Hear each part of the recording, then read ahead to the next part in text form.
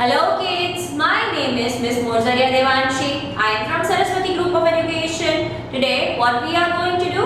We are going to revise and understand the subjective paper style. આપણે લોકોએ paper style basic જે છે એ સમજી જ લીધી છે, બટ હવે શું કરવાના છીએ? આપણે લોકો પેપર સ્ટાઇલનો જે કોન્ટેન્ટ છે એ એકવાર ફરીથી રિવાઇઝ કરવાના છીએ. Right? So let us move on to that. Let us begin with the first question.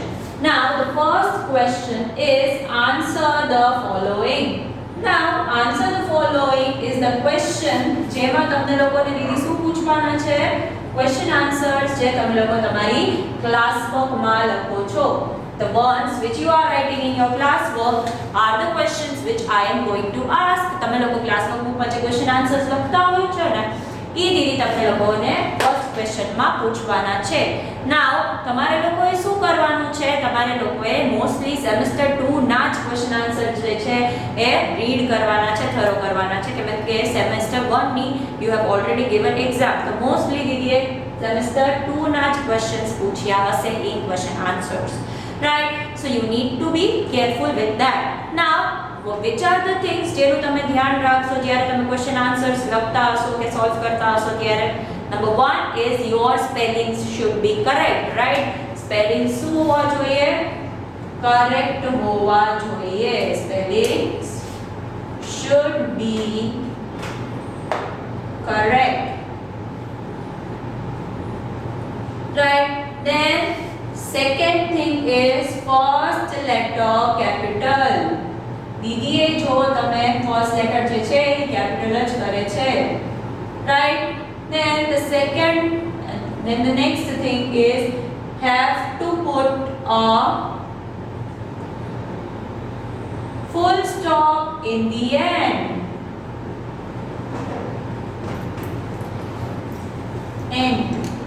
right? sentence complete થાય પછી full stop લગાવવાનું છે without fail. This is English's exam, so we need to be careful that you are putting up full stop at the end. If you are not, then your marks may get deducted.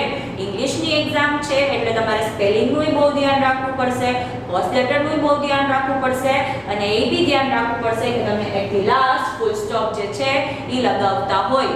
Right? In this manner you are supposed to be doing it. તમારે question number 1 answer the following question ઈ શું હશે? question answers હશે તમારી class વર્કમાં જે લખાવેલા છે દીદીએ ઈ, અને એમાં બી તમારે ધ્યાન રાખવાનું છે કે આ ત્રણ રૂલ્સ જે છે એ ફોલો થવા જોઈએ. It is of 6 marks, એટલે 6 questions દીદી તમને પૂછશે of 1 mark. Okay? Now this is the first question. Now let us see the second one. Second question માં શું છે? Now second question in total is of 14 marks. તમે જો તો question number 2 do as directed કેટલા marks નો છે? 14 marks નો છે. એમાં તમને લોકોને દેખાશે કે A to G 1 2 3 4 5 6 7 7 જે છે ઈ શું છે? સબ ક્વેશ્ચન છે, જેના 7 એ 7 ના કેટલા માર્ક્સ છે? 2 માર્ક્સ છે. તો એમાં ફર્સ્ટ ક્વેશ્ચન શું છે? પહેલા question number 2 do as directed.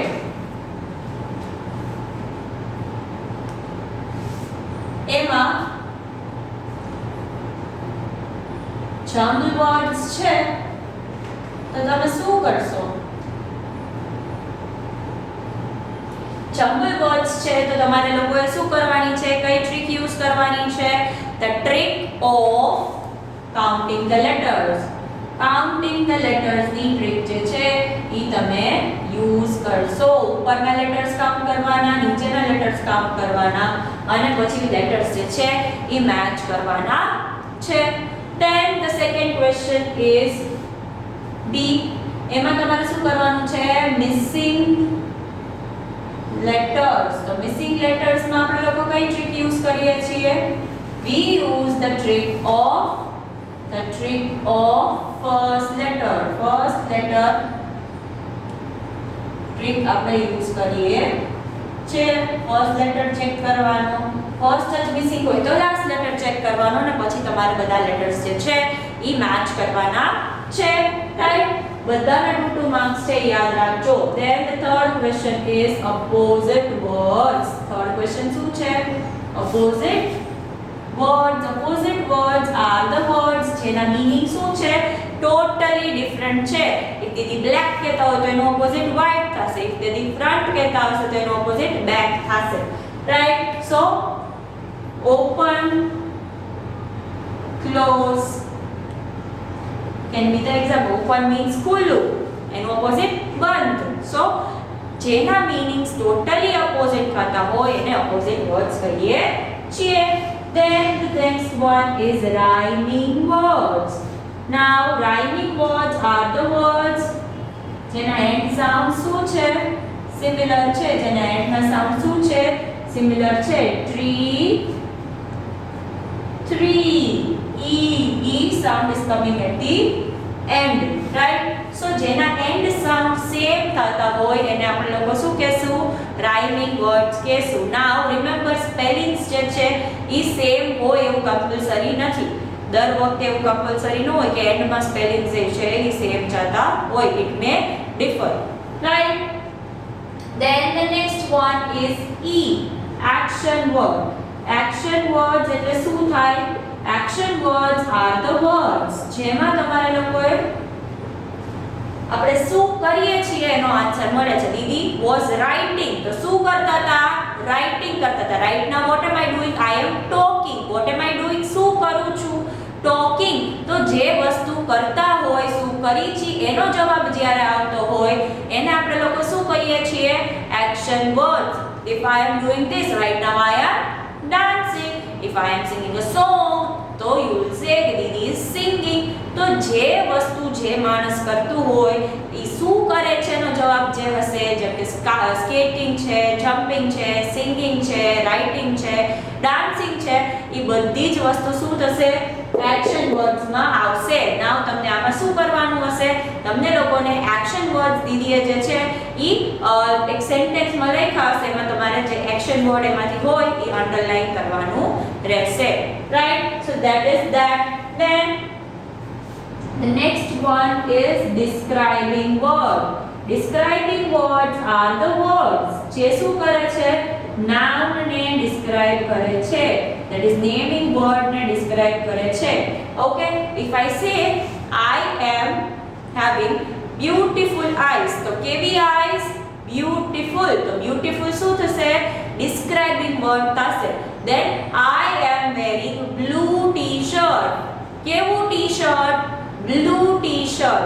તો noun છે that is the name of a person, name of a place, name of an animal, name of a thing. એ બધાયના નેમ ની બારામાં કઈક વસ્તુ કહેતા હોય એને આપણે લોકો શું કહેશું? describing word કહેશું. this marker is black. how is the marker? કેવી છે marker? it is black, right? તો કેવી છે નો જવાબ જે આપતું હશે એને આપણે લોકો શું કહેશું? describing word. સેમ વે જેમ એક્શન વર્ડ્સ માં સેન્ટેન્સ હતા એવી જ રીતે describing words માં સેન્ટેન્સ હશે. એમાંથી જે describing word છે એ તમારે લોકોએ અંડરલાઈન કરવાનો છે. now my cat is fat. how is the cat? it is fat. તો fat પર તમે લોકો શું કરશો? અંડરલાઈન કરશો. right? so now the last question is what is it? naming words. that is noun. so name of a person, name of a place, name of an animal, name of a thing.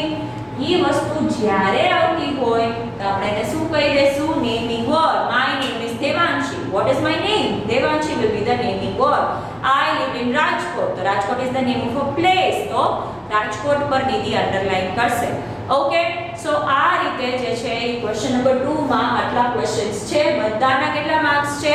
2 marks. Last 3 જે છે એમાં તમને sentence આપ્યા હશે. એમાંથી first માં તમારે action word underline કરવાના છે, સેકન્ડ માં તમારે ડિસ્ક્રાઇબિંગ વર્ડ અંડરલાઈન કરવાના છે એન્ડ થર્ડ માં તમારે નેમિંગ વર્ડ્સ જે છે ઈ અંડરલાઈન કરવાના રહેશે. Every one of them is having 2 marks. Right? Now let us see the third question. third question માં શું છે એ સમજશું, એ અંડરસ્ટેન્ડ કરશું. Okay?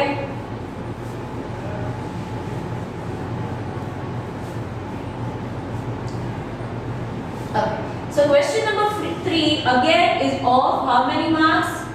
12 marks. What is the answer? As instructed. Answer as instructed.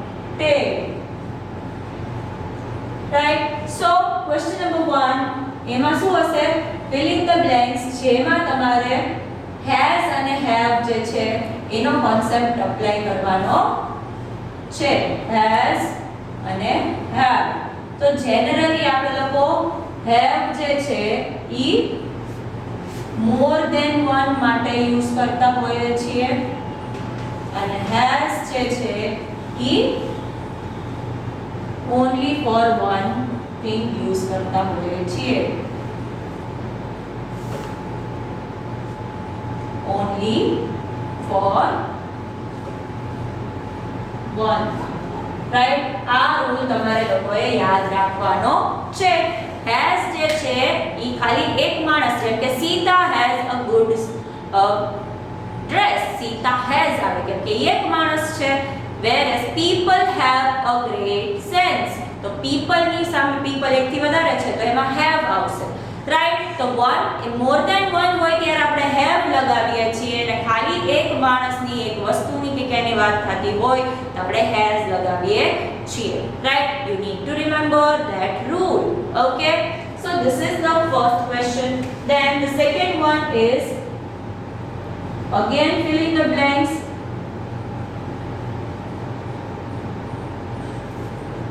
but તમારે લોકોએ શું ધ્યાન રાખવાનું છે કે આમાં હવે તમારે લોકોએ શું હશે prepositions હશે prepositions are the words which are telling the location of noun noun ક્યાં છે ઈ કહેતા words ને આપણે લોકો શું કહેશું preposition અંદર હોય તો in એટલે અંદર છે under હોય તો નીચે સો ઈ આપણે લોકોએ બધાએ thoroughly revise કરી જ લીધું છે so prepositions are the ones જે શું કહે છે નાઉન ની લોકેશન કહે છે એને આપણે લોકો શું કહીએ છીએ prepositions કહીએ છીએ okay then the third one is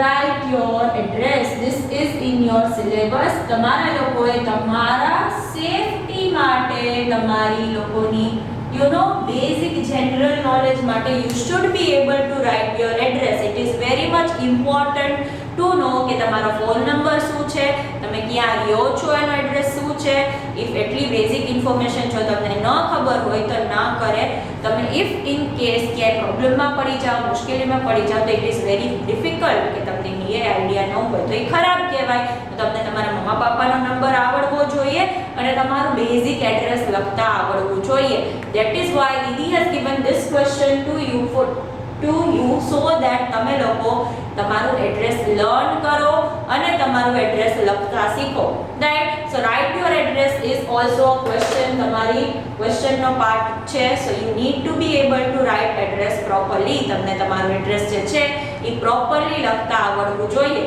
એમાં તમારે મિસ આવશે મિસ્ટર આવશે માસ્ટર આવશે મિસિસ આવશે એ બધી વસ્તુએ શીખડાવી હતી તો તમારામાં કયું અપ્લાય કરે છે એ વસ્તુએ તમારે યાદ રાખવાની છે તમે લોકો કિડ્સ છો રાઈટ તો ગર્લ્સ એન્ડ મિસ લગાવવાનું હશે જ્યારે છોકરાઓએ માસ્ટર લગાવવાનું હશે then you are supposed to be writing your full name તમારું full name જે છે એ લખવાનું છે ઓકે સો એડ્રેસ રાઇટિંગ તમને લોકોને દીદીએ વિડિયો મોકલ્યો છે so you can refer to that and understand the thing so that is an important thing which you are supposed to be doing ઈ હજી એક ઇમ્પોર્ટન્ટ વસ્તુ છે જે તમારે લોકોએ લર્ન કરવાની છે without fail okay then the next one is label the picture now તમને લોકોને પિક્ચર્સ આપ્યા હશે ઉપર ઓપ્શન્સ આપ્યા હશે એમાંથી તમારે કરેક્ટ વેમાં પિક્ચરને શું કરવાનું છે લેબલ કરવાના છે કેનું પિક્ચર છે શું છે એ તમને લોકોને લેબલ કરવાનું છે it could be anything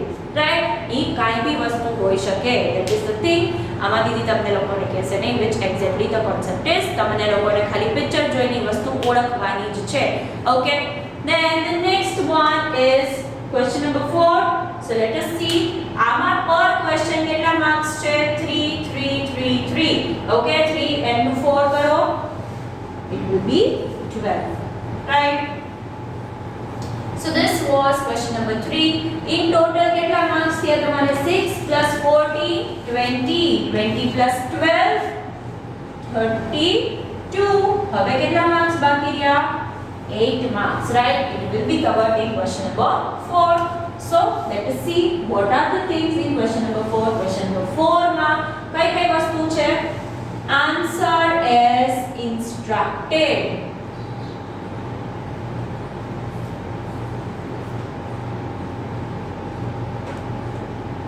Okay, it is of 8 marks again.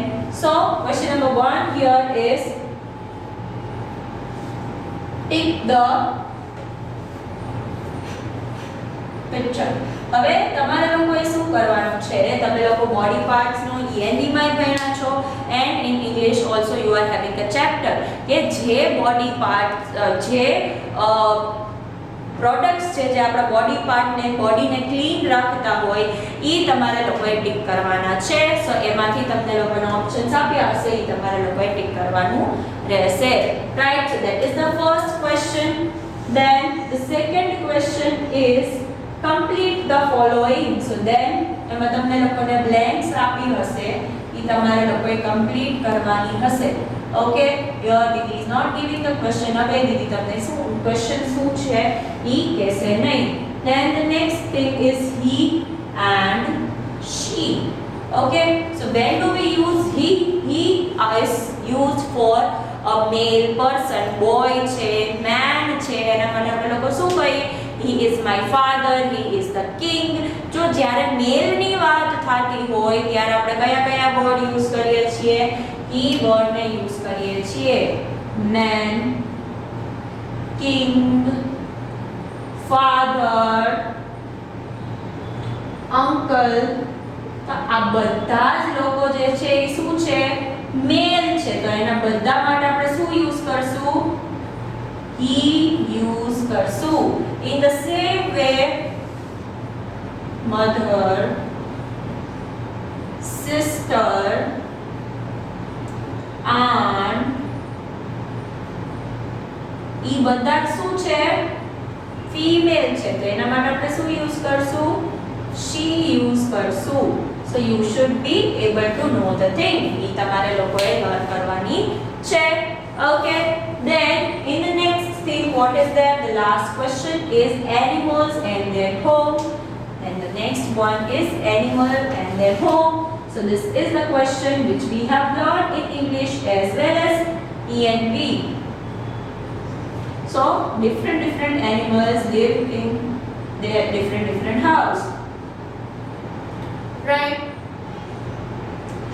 Okay, so the next question is animals and their homes, right? So animals and their homes જે છે એમાં તમારે લોકોએ શું કરવાનું છે? animals ને એના respected home સાથે મેચ કરવાના છે. If Didi is asking you where does a lion live, તો તમે લોકો easily answer કરી શકશો કે lion lives in a den. If Didi is asking you where does a cow live, you will be able to answer cow lives in the shed.